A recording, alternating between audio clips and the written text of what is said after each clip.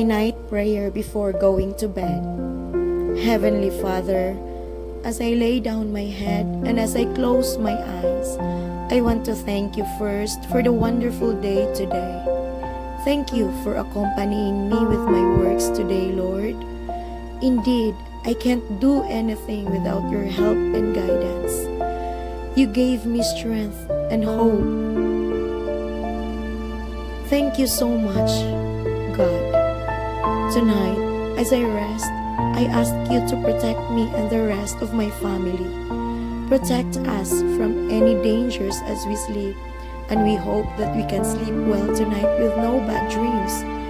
I hope we can gather new strength, Lord, for tomorrow's workloads. Help me to remove all my worries for tomorrow's challenges. This we ask through your Son, Jesus Christ. Amen.